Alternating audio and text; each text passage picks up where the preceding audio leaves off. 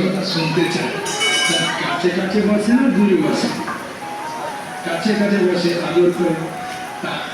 ভগবান কুটিরে কাছে মা গেছে, গিয়ে কাছে বসেছে, কাছে বসে বলছেন, বাবা তুই তো আমার সন্তান, তোকে তো সবাই ভগবান বলে, কিন্তু বাবা তুই বলতো আনন্দ কিসে পাওয়া যায়?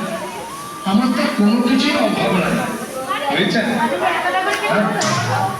বোধহয় 1000 জন না কতজন ছিল দেবতীমাকে সাজাবার, চুল আজরে দেওয়ার জন্য, কতজন, তাহলে কত ধনী চিন্তা করছেন? হ্যাঁ, তাই ভগবান কপিলদেবকে মা দেবতী বলছেন, বাবা আমার তো কোনো কিছুর অভাব নাই, কিন্তু মনে কেন আনন্দ পাচ্ছি না? যে আনন্দটা পাচ্ছি ক্ষণস্থায়ী, স্থায়ী আনন্দ পাচ্ছি না।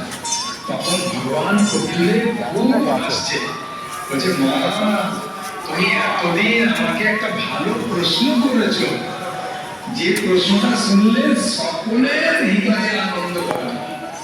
হ্যাঁ, সতাং প্রসঙ্গা মহাবীর সংবিদ ভবন্তি কর্ণ রসায়ন প্রসঙ্গা। যদি সাধুদের কোন সাধু, কোন সাধু?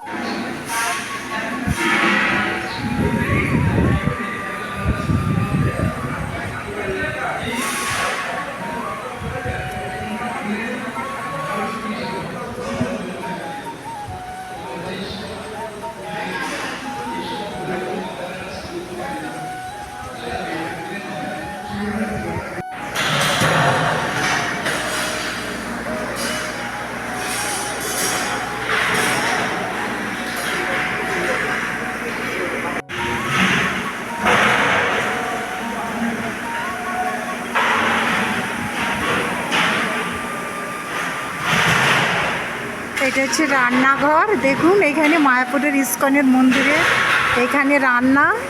দেখুন আমি এখানে রান্নাঘরে আজকে ঢুকেছি। দেখুন ভগবানের এখানে প্রসাদ তৈরি হয়, আর এখানে সবই কিছু আয়োজন।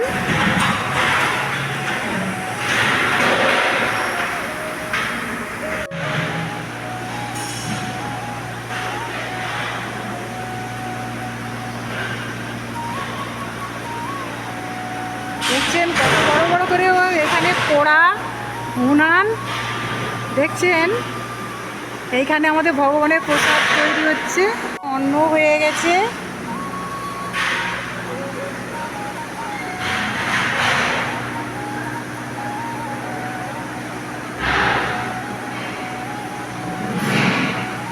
আজকে আমাদের বিষ্ণুপ্রিয়ার নাম অট্টর 9টার প্রসাদ, আমাদের বিষ্ণুপ্রিয়ার নাম অট্টর। দেখুন এইখানে সব প্রেসার কুকারে রান্না হচ্ছে।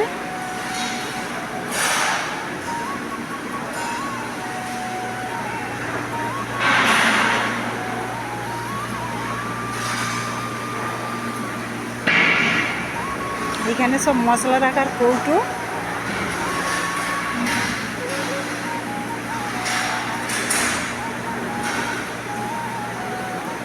এখানে দেখুন কত বড় পোড়াতে এটা ঝিঙের সবজি রান্না হচ্ছে, আর উনানগুলো দেখছেন কত বড় পোড়া এটা।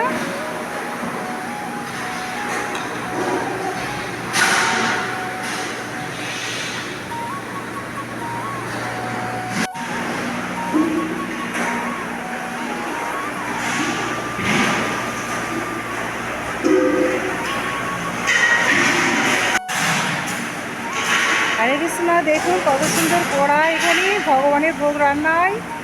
এখানে আমাদের ইস্কনের অনেক রকম সিস্টেম, দেখতে থাকুন।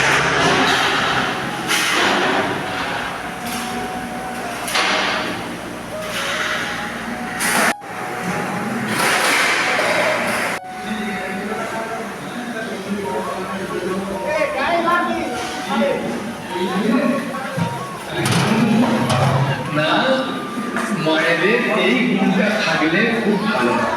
বাড়িতে একটু সাজগোজ করে, স্বামী যদি দুঃখ পেয়েও বাড়িতে আসে, যদি স্ত্রীর মুখে একটু হাসি খুশি যাবে, মনটা আনন্দ হবে কি?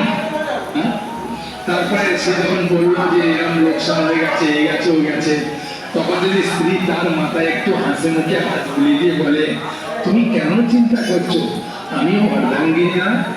তা তুমি কেন তোমার অর্ধেক হয় আমি কোন কড়াইতে তেলটা ফুটছে ফোড়নটা দেয় তাহলে কি হবে? একদম ধোঁয়া উঠে যাবে তাই না? চোখ একদম ধোঁয়া। তার উপরে যদি স্ত্রী দিল তারপর ওরা একদম চোখ মুখ ধোঁয়া হয় কোথায় এসে বসলাম রে কি দুঃখ পাবে কি পাবে না? প্রচন্ড দুঃখ পেয়ে যাবে। সেই জন্যে মায়েদেরকে এইভাবে করতে হয়। ওই জন্যে বাচ্চাদের প্রথম জিনিস শেখায় তাকে বলে মাতৃভাষা। কি বলে? মাতৃভাষা। কেন একটা মা দিয়েছে ও তাই তো মাকে আমি বকা দেবো হ্যাঁ আর মারতে পারবো বলে একটু করুন ছেলে খুব আনন্দ পেল হ্যাঁ সে মায়ের কাছে ভালোবাসা শাসন করে তবে আনে এখন মহাপ্রভুকে তার হ্যাঁ বড় গাড়ি ফিরে এসেছে সচিন বলছেন বাবা নিমা তুমি তাড়াতাড়ি বাড়িতে নতুন কাপড় পরে তুলসী মাকে জল দে পরিক্রমা করো হ্যাঁ তারপরে ভগবানকে ধূপ ফুল দিয়ে আরতি করে খেতে বস আমি খেতে দেবো। আর সচিমা যখন বললেন তখন নিমাই সেই রকমই করলো কাপড়টা পরিবর্তন করে তুলসী মাকে জল দিলেন পরিক্রমা করলেন করে না অল্প অল্প করে দেয় অল্প করে যাকে আমি দেখি আমি তো তার স্ত্রী আমিও খেতে দেবো তাই সচিমা খেতে দিয়েছে আর বিষ্ণু দেবী ও মাতাজি কি তখন গো দেখছি এটা? বাবা কিছুটা খাবার পরে মা পাখার বাতাস করতে করতে বলছে শাড়ি কিনতে এসেছিল তাই ওই বৌমা নিল ও নিল সেই সচিমা ওর করে বসিয়েছে কোথায় কত রকমের বসে আছে কাছে বসে আছে আর বসে জিজ্ঞাসা করছে কার সেই কিনা মঙ্গল তখন ভগবানের সঙ্গে কথাবার্তা বলে ওইগুলো বুঝিয়েছি বিষ্ণু প্রিয়াদের করবে কি বহু সব কথা শুনেছি বাড়িতে